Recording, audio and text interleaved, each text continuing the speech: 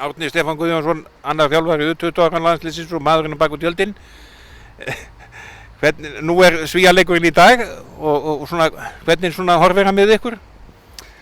Bara þokkalega vel. Hann höfum svona smá áhyggjur í gærkvöldi hvernig nóttin myndi fara með stelpurnar.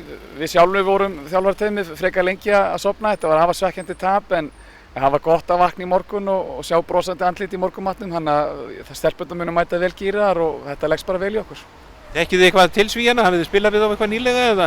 En náttúrulega við 18 ára liðið sem nú uppstæðan þessu, spilaði við þá á HM fyrir 2 árum síðan? Já, þessi sami hópur spilaði við Svíþjóð hérna í Skopje fyrir 2 árum, þar sem við unnu þær svona frekar óvænt í fyrsta leik í riðlakeppninni, í bombuleiknum fræga. Það hafa orðið svona talsverðar breytingar á liðinu síðan þá, einhverjir leikmenn búin að stíga skref upp í annarslið og aðra komnar í staðinn.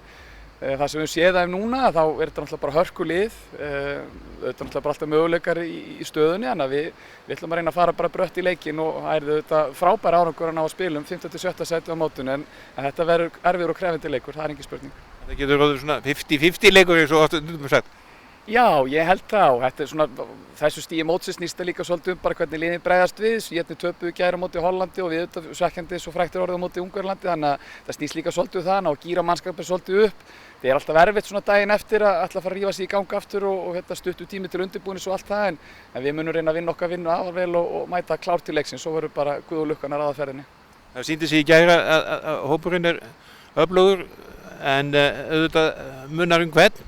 Þegar allt er gert upp, Tinna og Elísa meiddust í gær, hvernig er svona eitthvað von að þær spili? Já, þetta svona leit nú ekki vel út með Elísu í gær, þetta var svona svolítið erfitt að fylgjast með þessu og horfa upp á þetta en hún fór bara fikk frábæra meðhöndlun í gær, var flutt á sjúkrahúsinu í borginni og fór í allar mögulegar rannsóknir og það kom allt mjög vel út, svaf vel í nótt og vaknaði góð í morgun og við búum svo einstaklega vel hérna að vera með afar færa sjúkraþjálfara, Dr. Þorvald Skúla Pálsson með okkur sem að þekkir þessa prótókolla út og inn. Þannig að hún er í meðhöndlun í honum í dag og fer svona í ákveðin test sem að svona munu skera úr hvort hún sé klár í leikinn. Við vonumst til þess að hún allavega ná að hita upp og svo verður að meta í stöðuna og það er saman með Tinnu Sigurós, hún meiddist aðeins í gær en er í meðhöndlun hjá Þorvaldi Skúla í dag og já, vonandi verða þær báðar klárar allavega svona til taks í hópnum en hversu mikið að spila og hvort verður að koma svolítið í ljós bara rétt fyrir leik.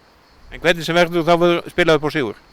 Það verður alltaf spilað til sigurs og það er eins og nefnir rétt til áðan. Við erum með ótrúlega flott og góða breyti í þessu liði, við erum með 16 frábæra leikmenn og það var gott að sjá í gær á móti að mínu viti besta liði heims í dag Ungverjalandi að það virtist vera nákvæmlega sama hver datt út og hver kom inn, það lögðu allir sitt á vogarskálarnar og það er bara, eins og ég heyrði Ágúst sagði í gær við í viðtali, það er bara ekki hægt að hrósa þessum stelpum og við erum ótrúlega stolt af þessu liði og því sem það er afrekað og nú það bara að spýta í lófana og klára þetta krafti.